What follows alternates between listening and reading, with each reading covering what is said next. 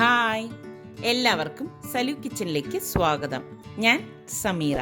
ഇന്ന് ഞാൻ തയ്യാറാക്കാൻ പോകുന്നത് ദോശയും കടലക്കറിയുമാണ്. അപ്പോൾ ഇതിൽ കുറേ ടിപ്സ് ഞാൻ ഉൾപ്പെടുത്തിയിരിക്കുന്നത് കൊണ്ടാണ് ഈ വീഡിയോ കുറച്ച് ലെങ്തി ആയിപ്പോയത്. എന്തായാലും നിങ്ങൾ അവസാനം വരെ കാണാൻ മറക്കണ്ട കേട്ടോ. അപ്പോൾ നമുക്ക് എങ്ങനെയാണ് ഇത് തയ്യാറാക്കുന്നതെന്ന് നോക്കാം. ഇപ്പോൾ രാത്രി 10:30 മണി കഴിഞ്ഞിട്ടുണ്ട്. ഞാനിപ്പം നാളെ രാവിലെ ആട്ടാൻ വേണ്ടിയിട്ട് ദോശയ്ക്കുള്ള അരി വെള്ളത്തിലിടുവാണ്. നമ്മുടെ ഈ പച്ചരി ഉണ്ടല്ലോ, പച്ചരിയാണ് ഞാൻ ദോശയ്ക്ക് വേണ്ടി എടുക്കുന്നത്. ഈ റൈസ് ഞാൻ എപ്പോഴും എടുക്കുന്നത് 2 ഗ്ലാസ് അരി ഇതിലേക്ക് ഇട്ട് കൊടുക്കും.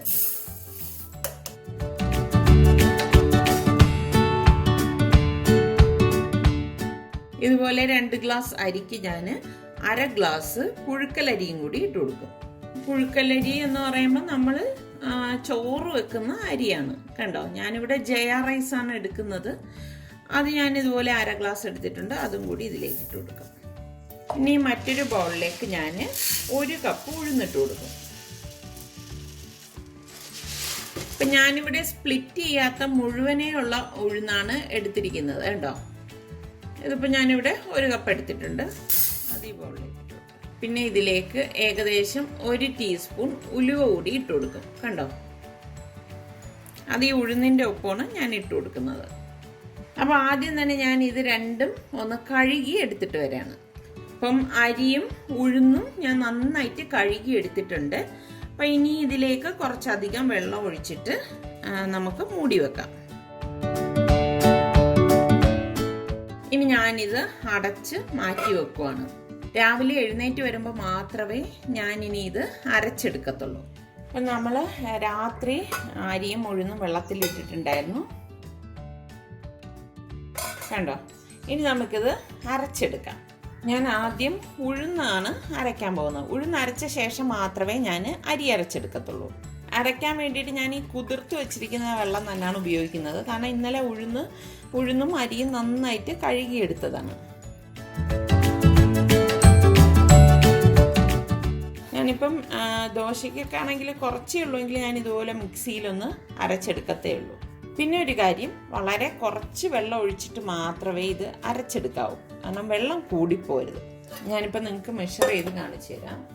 ചിലർ കറക്റ്റ് എത്രയെന്ന് ചോദിക്കും. അതുകൊണ്ടാണ് ഞാൻ ഇപ്പോൾ മെഷർ ചെയ്തൊന്ന് കാണിച്ചു തന്നത്. ഇവിടെ 1/2 കപ്പ് വെള്ളം എടുത്തിട്ടുണ്ട്. പിന്നെ ഞാൻ ഇതിലേക്ക് പാകത്തിനുള്ള ഉപ്പും കൂടി ഇട്ട് കൊടുക്കും. എനിക്കിതാണ് സൗകര്യം.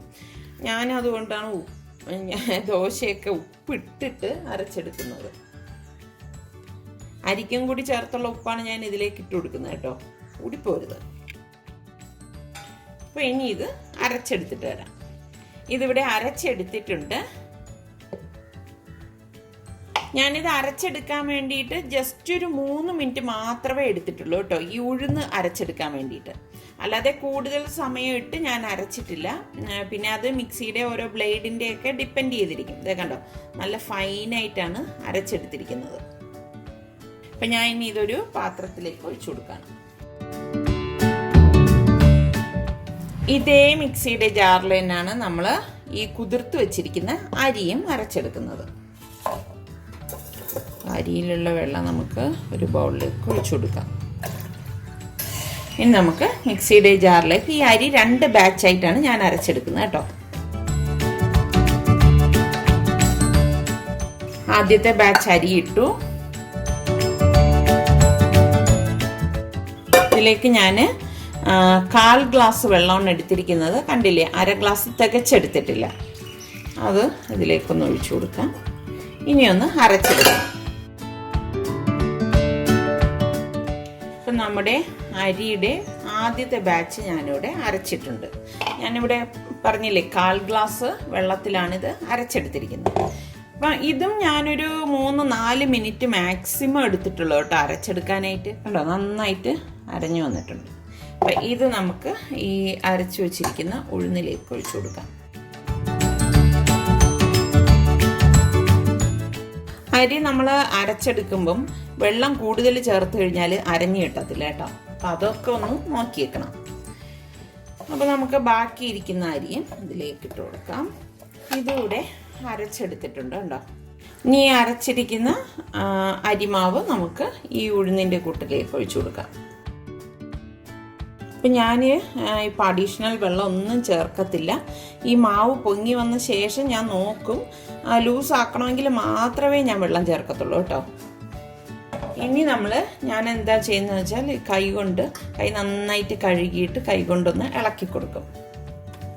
എല്ലാം, അതായത് നമ്മൾ ആട്ടിയ ഉഴുന്നും അരിയും ഒക്കെ നന്നായിട്ട് മിക്സ് ആകത്തക്ക രീതിയിലാണ് ഒന്ന് ഇളക്കി കൊടുക്കുന്നത്. സ്പൂണൊക്കെ ഇട്ട് ഇളക്കുന്നതെന്നും നല്ലത് ഇതിനൊക്കെ ഇതുപോലെ നമ്മളുടെ കൈ നല്ലതുപോലെ കഴുകിയിട്ട് ഇളക്കി കൊടുക്കുന്നതാണ് കേട്ടോ. നല്ലതുപോലെ മിക്സ് ആവണം.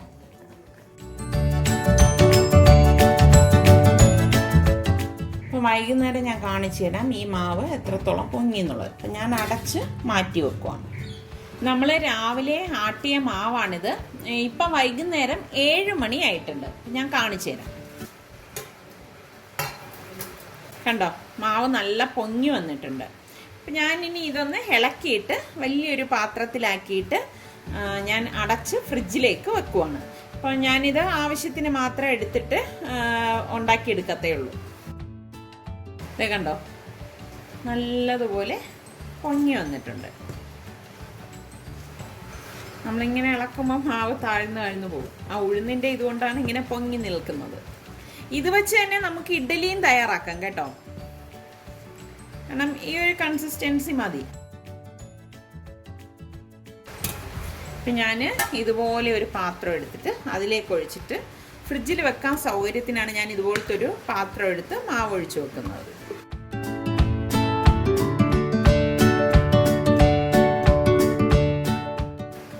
പിന്നെ നിങ്ങൾക്ക് ഞാനൊരു ടിപ്പ് പറഞ്ഞുതരാം. നമ്മൾ മാവ് ആട്ടിയിട്ട് ഇതുപോലെ പാത്രത്തിലാക്കിയിട്ട് ഫ്രിഡ്ജിൽ വെക്കണം. ഫ്രിഡ്ജിൽ വെച്ച ശേഷം നമ്മൾ ഒരു 3-4 മണിക്കൂർ കഴിഞ്ഞിട്ട് ഫ്രിഡ്ജിൽ നിന്ന് എടുത്തിട്ട് ആവശ്യത്തിനുള്ള മാവ് നമുക്ക് ഒരു ബൗളിലേക്ക് എടുക്കാം. അതിനുശേഷം നമ്മൾ ദോശ ചുട്ടെടുക്കുകയാണെങ്കിലുണ്ടല്ലോ, നല്ല ക്രിസ്പി ആയിട്ടുള്ള ദോശ നിങ്ങൾക്ക് കിട്ടും. വേണമെങ്കിൽ നിങ്ങളൊന്ന് ട്രൈ ചെയ്ത് നോക്കൂ. അപ്പം ഞാൻ ഇനി ഇത് ഫ്രിഡ്ജിലേക്ക് മാറ്റുവാണ്.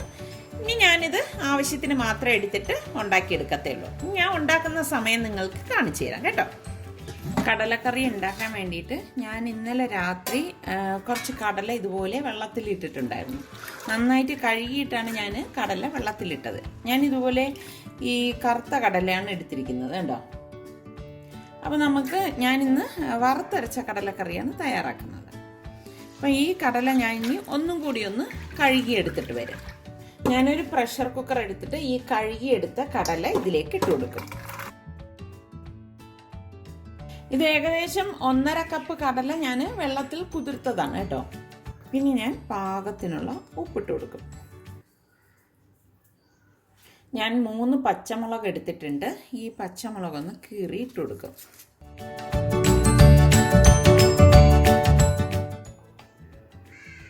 ഒരു 1/4 ടീസ്പൂൺ മഞ്ഞൾപ്പൊടി കൂടി ഇട്ട് കൊടുക്കാം. ഏകദേശം 1 കപ്പോളം വെള്ളം ഒഴിച്ചിട്ട് ഇതൊന്ന് വേവിച്ചെടുക്കാം.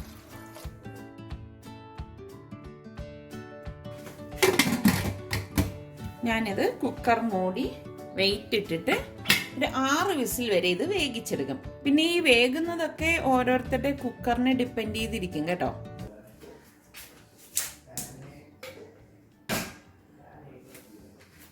ഞാൻ തേങ്ങ വറുത്തെടുക്കാൻ വേണ്ടിയിട്ട് ഒരു കാസ്റ്റ് അയണിൻ്റെ ഒരു പരന്ന പാനാണ് എടുത്തിരിക്കുന്നത്. ഇതിലേക്ക് 1 കപ്പോളം തേങ്ങ ഇട്ട് കൊടുക്കാം.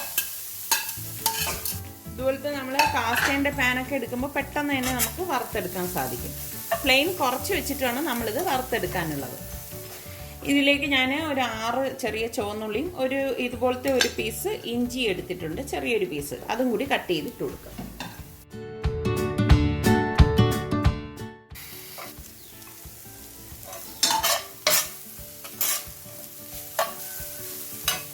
ഇനി ഇതിലേക്ക് 1 ടേബിൾ സ്പൂണോളം മുഴുവനുള്ള കുരുമുളകില്ലേ, അതും കൂടി ഇട്ട് കൊടുക്കാം.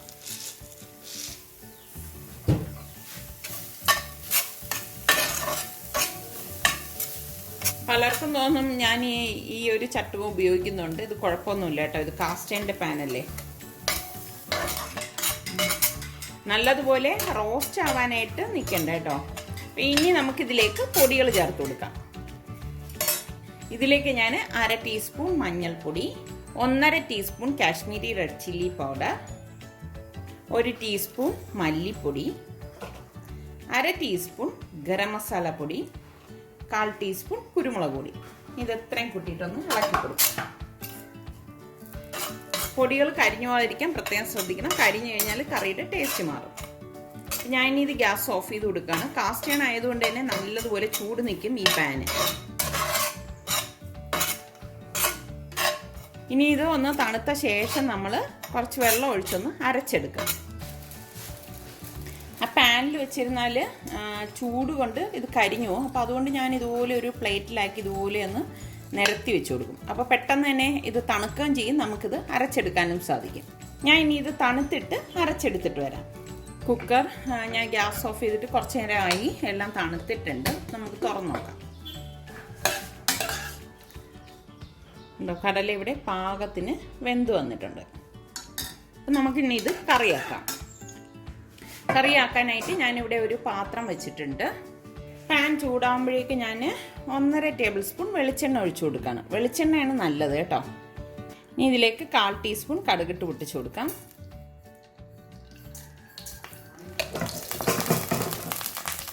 ഇതോടൊപ്പം തന്നെ 2 വറ്റൽമുളകും കൂടി ഇട്ട് കൊടുക്കാം.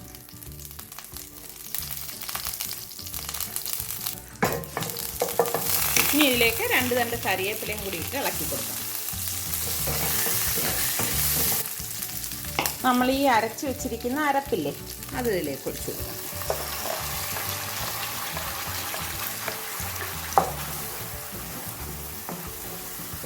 ഇതിലേക്ക് ഏകദേശം 1.5 കപ്പോളം വെള്ളം ചേർത്തിട്ട് ഞാനിത് ഒഴിച്ചു കൊടുക്കാം. ഞാൻ മിക്സിയുടെ ജാറിൽ തന്നെയാണ് വെള്ളം എടുത്തത്. പിന്നെ നിങ്ങൾക്ക് എത്ര ലൂസ് വേണം അല്ലെങ്കിൽ എത്ര കട്ടി വേണം എന്നൊക്കെ ഉള്ളത് നമ്മൾ ഈ വെള്ളം ഒഴിക്കുമ്പോൾ ശ്രദ്ധിച്ചേക്കണം കേട്ടോ. ഇതുവരെ നമ്മൾ ഉപ്പിട്ട് കൊടുത്തിട്ടില്ല. കടല നമ്മൾ ഉപ്പിട്ടിട്ടാണ് വേവിച്ചെടുത്തത്. അപ്പോൾ ഇതിന് പാകത്തിനുള്ള ഉപ്പിട്ട് കൊടുക്കണം. ഇനി ഇതിലേക്ക് നമ്മൾ ഈ വേവിച്ച് വെച്ചിരിക്കുന്ന കടല ഇട്ട് കൊടുക്കാം. ഞാൻ അതിൽ വെള്ളം മാറ്റി കളഞ്ഞു കേട്ടോ. എനിക്കിഷ്ടമില്ല കടല വേവിച്ച വെള്ളം ഇതിലേക്ക് ഒഴിക്കുന്നത്. അപ്പോൾ കടലക്കറി കറുത്തു പോകും.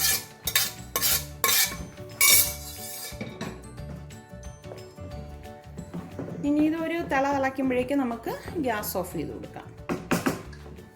ഇതുണ്ടോ, കറി ഇവിടെ തിളച്ച് വരുന്നുണ്ട്. ഇത് കറക്റ്റ് പരുവാണ് കണ്ടോ. ഇതിപ്പോൾ നമുക്ക് പുട്ടിനോ ദോശയ്ക്കോ അപ്പത്തിനോ അല്ലെങ്കിൽ ഇടിയപ്പത്തിനോ ഒക്കെ കൂടെ കഴിക്കാൻ പറ്റിയൊരു കറിയാണ് കേട്ടോ. അപ്പം നിങ്ങളൊക്കെ പലരും ഉണ്ടാക്കുന്നുണ്ടാവും.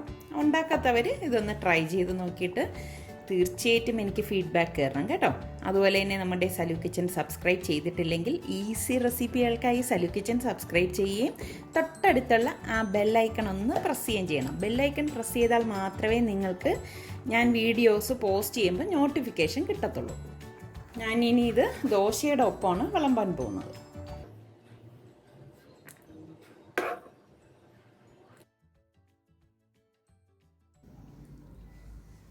ഇത് ഞാൻ ഫ്രിഡ്ജിൽ നിന്ന് എടുത്തുകൊണ്ട് വന്ന മാവാണ്. ഇന്നലെ നമ്മൾ ആട്ടി ഫ്രിഡ്ജിലേക്ക് വെച്ചില്ലേ, ആ മാവാണ്. ഞാനിത് ആവശ്യത്തിന് ഒരു ബൗളിലേക്ക് എടുത്തിട്ടാണ് ദോശ ചുട്ടെടുക്കാൻ പോകുന്നത്. അപ്പം ഞാൻ കുറച്ച് മാവ് ഇപ്പോഴത്തേക്ക് വേണ്ടി മാത്രം ദേ കണ്ടോ ഒരു ബൗളിലേക്ക് എടുത്തിട്ടുണ്ട്. അപ്പോൾ കുറച്ച് കട്ടി കൂടുതലാണ്. അപ്പം ഞാനിവിടെ 1/4 കപ്പ് വെള്ളം എടുത്തിട്ടുണ്ട്. ഈ 1/4 കപ്പ് ഒഴിക്കൂല, കുറേശ്ശെ ഒഴിച്ച് നോക്കും എത്ര വേണമെന്ന്.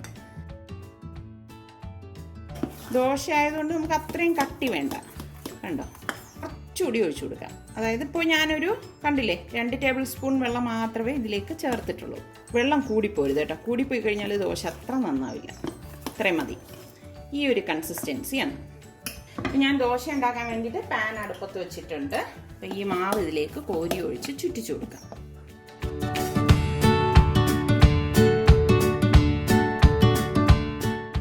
കണ്ടോ, കറക്റ്റായിട്ട് ചുറ്റിയെടുക്കാൻ പറ്റുന്നുണ്ട്. പിന്നെ നിങ്ങൾ ശ്രദ്ധിക്കേണ്ട ഒരു കാര്യം, പാൻ ഒരുപാട് ഓവർ ഹീറ്റ് ആവരുത്. അങ്ങനെ ആയിക്കഴിഞ്ഞാൽ നമുക്ക് ദോശമാവ് കോരി ഒഴിച്ചിട്ട് ചുറ്റിച്ചെടുക്കാൻ പറ്റത്തില്ല. അപ്പോൾ ഇവന്ന് വെന്ത് വരുമ്പോഴേക്ക് ഞാൻ കുറച്ച് നെയ്യൊന്ന് ബ്രഷ് ചെയ്ത് കൊടുക്കും. ഇതൊക്കെ ഇടുമ്പോൾ നല്ല ടേസ്റ്റാണ് ദോശയ്ക്ക്. കണ്ടോ, നിങ്ങൾക്ക് കാണാൻ സാധിക്കും ഇവിടെ ഇങ്ങനെ കളർ മാറി വരുന്നത്. ഞാൻ ഈ ദോശ റിസ്വാന് കഴിക്കാനായിട്ട് കൊടുക്കുകയാണ്. കണ്ടോ, നല്ല ക്രിസ്പി ആയിട്ടുള്ള ദോശയാണിത്. റിസ്വാൻ രാവിലെ ഒരു ദോശയൊക്കെ കഴിക്കത്തുള്ളൂ കേട്ടോ. അപ്പോൾ ഇതിൻ്റെ കൂട്ടത്തിൽ ഞാൻ ഈ കടലക്കറി ഒന്ന് ഒഴിച്ചു കൊടുക്കാം.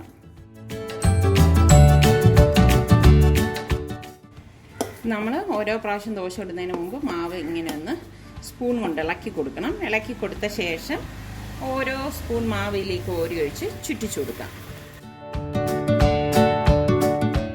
ദോശ ഉണ്ടാക്കുമ്പോൾ ഏറ്റവും പ്രധാനം കല്ലിൻ്റെ ചൂടാണ്. ചൂട് കൂടിക്കഴിഞ്ഞാൽ ദോശ ഇപ്പം നമ്മൾ മാവ് കോരി ഒഴിക്കുമ്പോൾ എല്ലാം കൂടി ഇങ്ങനെ ഒരിടത്ത് വന്ന് നിൽക്കും. പിന്നെ നമുക്ക് കറക്റ്റ് ഒരു ഷേപ്പിൽ ചുറ്റിച്ചെടുക്കാൻ സാധിക്കത്തില്ല. ഇപ്പം ഞാൻ ഇന്നലെ നിങ്ങളുടെ അടുത്ത് പറഞ്ഞില്ലേ മാവ് ആട്ടി വെച്ചപ്പോൾ ഒരു ടിപ്പുണ്ടെന്ന്. അപ്പോൾ ഞാനിത് ഫ്രിഡ്ജിൽ നിന്ന് നേരെ എടുത്തുകൊണ്ട് വന്നിട്ട് ഇതുപോലെ കുറച്ച് വെള്ളം ചേർത്തിട്ട് മിക്സ് ചെയ്തിട്ടാണ് കോരി ഒഴിച്ചത്. കണ്ടില്ലേ, നല്ല ക്രിസ്പി ആയിട്ടുള്ള ദോശ. വേറൊന്നും ഞാൻ ചേർത്തിട്ടില്ല. അപ്പം ഇങ്ങനെ വെന്ത് വരുമ്പോഴാണ് നമ്മൾ ഇതിലേക്ക് നെയ്യൊന്ന് ബ്രഷ് ചെയ്ത് കൊടുക്കുന്നത്. 2 ദോശ ഞാൻ റിസ്വാൻ ടിഫിൻ ബോക്സിലേക്ക് വെച്ച് കൊടുക്കും. കാരണം റിസ്വാന് പോകാൻ സമയമായി കേട്ടോ. ഇപ്പം തന്നെ കുറച്ച് താമസിച്ചു എന്ന് പറയുന്നത്. അപ്പോൾ താമസിച്ചു കഴിഞ്ഞാൽ സ്കൂൾ ബസ് പോവും. കണ്ടോ, നല്ല സുന്ദരമായ ദോശ. ഇത് ലൈനുകളൊക്കെ കണ്ടോ. അപ്പം നിങ്ങളെല്ലാവരും ഇതുപോലെ ഒന്ന് ഉണ്ടാക്കി നോക്കണം കേട്ടോ. നിങ്ങളെല്ലാവരും ഈ ഒരു ടൈപ്പിൽ ദോശയൊന്ന് ഉണ്ടാക്കി നോക്കും. നിങ്ങളും ഇതുപോലെയൊക്കെ ആയിരിക്കും ഉണ്ടാക്കുന്നത്. അറിഞ്ഞുകൂടാത്തവർക്ക് വേണ്ടിയിട്ടാണ് ഞാൻ പറയുന്നത് കേട്ടോ. വേറെ ഒന്നും ഇതിൽ ചേർക്കണ്ട. ഇതേ രീതിയിൽ നിങ്ങളൊന്ന് ഉണ്ടാക്കിയിട്ട് എനിക്ക് റിപ്ലൈ തരണേ, എങ്ങനെ ഉണ്ടായിരുന്നു എന്ന്. നിങ്ങൾക്കൊക്കെ കമൻ്റ് എഴുതാൻ ഭയങ്കര മടിയാണല്ലേ. നിങ്ങൾ എഴുതിക്കോളൂ ഇത് എങ്ങനെ ഉണ്ടായിരുന്നു, ഇതിൻ്റെ അഭിപ്രായം. ഇതിൻ്റെ എന്നല്ല, ഞാൻ ഏതെങ്കിലും പാചകം ഇട്ട് കഴിഞ്ഞാൽ അതിനെക്കുറിച്ചുള്ള കാര്യങ്ങൾ നിങ്ങൾ തീർച്ചയായിട്ടും എഴുതണം കേട്ടോ. നല്ലതാണെങ്കിലും ചീത്തയാണെങ്കിലും ഒക്കെ നിങ്ങൾക്ക് എഴുതാം. സ്വാതന്ത്ര്യത്തോടു കൂടി തന്നെ എൻ്റെ അടുത്ത് നിങ്ങൾക്ക് വരാം. അപ്പോൾ നിങ്ങളെല്ലാവരും കമൻ്റ് എഴുതണം കേട്ടോ. വേണ്ട, നല്ല മൊരിഞ്ഞ് വന്നിരിക്കുന്നത്. ഞാൻ പറഞ്ഞ മാതിരി ഇതേ തന്നെ ഇതിൽ നിന്ന് വിട്ട് വരും. കണ്ടോ, നെക്ലേസ് വന്നത് കണ്ടോ. ഓരോരുത്തരുടെ മനസ്സിൻ്റെ ആ ഒരു കാഴ്ചപ്പാടാണ് ഓരോന്നിൽ കാണുന്നതെന്ന് പറയുന്നത്. എനിക്കിത് കാണുമ്പോഴേ ഒരു കുട്ടിയുടെ കഴുത്തിൽ ഇങ്ങനെ വരി വരിയായിട്ട് നെക്ലസ് കിടക്കും പോലെയല്ലേ ഇരിക്കുന്നത്. നോക്കി നോക്കൂ, കണ്ട. അപ്പം ഇതിനെ നമുക്ക് പ്ലേറ്റിലേക്ക് മാറ്റാം. അപ്പം നല്ല ഭംഗിയുള്ള ക്രിസ്പി ദോശയാണ്. ക്രിസ്പി ഗീ റോസ്റ്റ് ആണിത്.